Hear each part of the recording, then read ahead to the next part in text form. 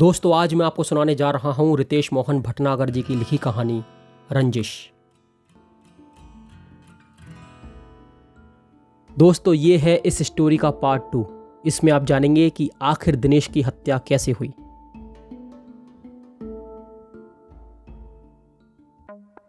इतना अहम गवाह मिला था पुलिस को, तो पुलिस वाले जाने कैसे देते। वो लोग उस बुजुर्ग को लेकर लोकल थाने पहुंचे। पुलिस थाने पहुंचने के बाद उनसे जब सारी बात बताने को कहा कि आपने ये बात किस आधार पर बोली, तो बुजुर्ग ने बताया कि आज से करीब 27 से 28 साल पहले यहां जंगल राज चला करता था। जिसके पास ज्यादा गुंडे, उसके पास उतनी ज्यादा जमीन। बड़े बड़े जमींदार छोटे छोटे किसानों को जमीन औने पौने दाम देकर जबरदस्ती अपने नाम लिखवा लिया करते थे। उन्हीं बड़े जमींदारों में से एक हुआ करते थे ठाकुर शिव सिंह, जिनके पास पहले से जितनी ज्यादा जमीन थी, उससे भी ज्यादा थी जमीन के लिए उनकी भूख। उनके 3 बेटे थे, जिनमें से 2 बेटे तो तभी शहर चले गए थे पढ़ने के लिए, और तीसरा बेटा था दिनेश सिंह। दिनेश बहुत दबंग और निर्दयी प्रवृत्ति का लड़का था। मुरादीपुर और रामपुरा आपस में सटे गांव थे, और दोनों ही गांव में ठाकुर का बड़ा बोलबाला था। रामपुर के शिव सिंह और उसके बेटे दिनेश की दबंगई किसी से छुपी नहीं थी साहब। आलम यह था कि दिनेश और उसके लठैत जो मर्जी वो करते थे, पर किसी की हिम्मत नहीं होती थी कि पुलिस में रिपोर्ट कर दे। और साहब, पुलिस भी इनकी दबंगई से अच्छे से वाकिफ थी। दूर दराज के गांव में भी कोई इनके खिलाफ एक्शन नहीं ले सकता था साहब। इसी बीच दोनों गांव की सीमा पर पड़ने वाले एक जमीन के टुकड़े के लिए दिनेश और मुरादीपुर के जमींदार कैलाश सिंह के बेटों शक्ति सिंह और गुरु सिंह के बीच विवाद हो गया। कुछ दिन तक तो झगड़ा, गाली गलौज और धमकियों तक चला। पर एक दिन खेत पर काम कर रहे मजदूर को दिनेश और उसके साथियों ने दौड़ा दौड़ा कर खूब पीटा साहब, खूब मारा, जिसकी वजह से कोई भी उस जमीन पर काम करने को राजी नहीं होता साहब। इसी के चलते एक दिन विवाद इतना बढ़ा कि दोनों गुटों में गैंगवार की तरह गोलीबारी होने लगी, जिसमें दोनों तरफ के 3-4 लोग बड़ी बुरी तरीके से घायल हो गए थे साहब। और दिनेश गैंग का एक सदस्य गोली लगने से मर भी गया था। रार इतनी बढ़ चुकी थी कि उसके बाद पंचायत बैठानी पड़ी। उसमें साफ साफ दिनेश सिंह को दोषी ठहराया गया, और पंचायत ने निर्णय सुनाते हुए एक मत से दिनेश और उसके परिवार को गांव से बाहर निकाल दिया, और जितनी भी जमीन थी उसको पट्टे पर उठाकर सालाना एक रकम दिनेश के परिवार के लिए बांधी गई। इस बेइज्जती को दिनेश ने रंजिश मान लिया था साहब। इसी के चलते वो इस जुगाड़ में लग गया था कि कैसे रामपुरा के उन 2 भाइयों से बदला लिया जाए।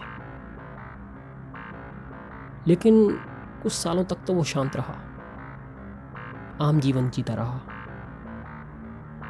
पर कहीं ना कहीं बेइज्जती की आग उसको अंदर ही अंदर खोखला कर रही थी।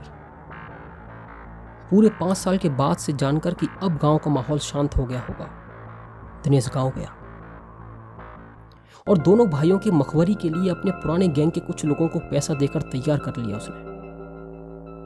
फिर एक दिन दिनेश के साथियों ने रामपुरा के शक्ति सिंह के दिन भर आने जाने के टाइम की हर खबर की जानकारी दी, और दिनेश ने इसी आधार पर बेहद खतरनाक प्लान बनाया। वो प्लान था शक्ति सिंह के मर्डर का। बहुत प्लानिंग के बाद शक्ति सिंह के मर्डर का दिन तय हुआ। उसके बाद ठीक उसी दिन दोपहर में घर से निकलते ही दिनेश के कुछ गुंडों ने शक्ति सिंह का पीछा करना शुरू कर दिया, जब वो खेतों की तरफ जा रहा था अपनी बुलेट से, इस बात से अनजान कि दिनेश और उसके साथी जीप से उसका पीछा कर रहे हैं। घर से थोड़ी दूर पहुंचा ही था कि दिनेश सिंह की जीप ने शक्ति सिंह की बुलेट को जोर से टक्कर मारी।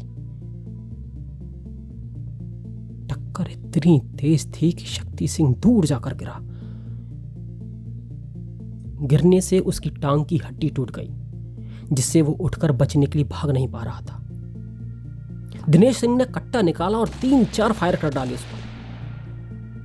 उसके बाद कुल्हाड़ी निकाली और शक्ति के सिर पर लगातार तेज वार किए। वार इतने तेज थे कि शक्ति के सिर की हड्डी टूट कर अलग हो गई थी। मौके पर ही शक्ति की मौत हो गई थी साहब। चुनौती और धमकी के रूप में दिनेश वो कुल्हाड़ी जिसमें अंग्रेजी में डी लिखा था वो वहीं लाश के पास छोड़कर चला गया था। दिनेश को लग रहा था कि उसने अपनी बेइज्जती का बदला ले लिया, पर वो इस बात से अनजान था कि शक्ति सिंह का एक बेटा भी था जिसकी उम्र उस समय सिर्फ 5 साल थी और उसका नाम था विजय। उस समय छोटे से बच्चे विजय के दिल में अपने पिता की हत्या का जख्म इस कदर घर कर गया था कि वो अपने पिता की कमी को बहुत महसूस करता था। शक्ति सिंह के घर वालों ने भी दिनेश सिंह के द्वारा शुरू की गई इस रंजिश को चुनौती समझकर स्वीकार कर लिया था और मौके पर मिली कुल्हाड़ी को छुपा लिया था और केस को कैसे भी करके रफा दफा करवा दिया था, क्योंकि उन्हें खून का बदला खून से चाहिए था। इतना सब सुनने के बाद पुलिस को सारा माजरा समझ में आ गया था, क्योंकि दिनेश सिंह की लाश के पास से बरामद कुल्हाड़ी पर भी वैसा ही अंग्रेजी का डी अक्षर लिखा था। पुलिस समझ चुकी थी कि यह मामला उसी रंजिश का नतीजा है और दिनेश सिंह के मर्डर को भी बिल्कुल वैसे ही अंजाम दिया गया है जैसे शक्ति सिंह को मारा गया था। काफी मशक्कत और दबिश के बाद आखिरकार विजय को पकड़ लिया गया। उसके बाद पुलिस से पूछताछ में विजय ने एक चौंकाने वाली बात बताई। विजय बोला, मैं खुद सरेंडर कर देता दिनेश के बड़े बेटे राजू को मारने के बाद। इसी वजह से 13वीं के 2 दिन बाद किसी के जरिए राजू को उसके घर की ही एक सुनसान जगह बुलाया था, लेकिन राजू के घर वालों ने नहीं पहुंचाया, इसीलिए वो बच गया।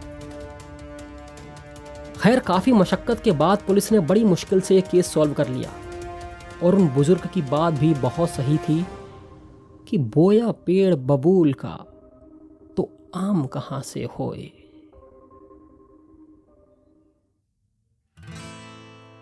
दोस्तों, ये कहानी यहीं समाप्त होती है। दोस्तों, ये थी रितेश मोहन भटनागर जी की लिखी कहानी रंजिश।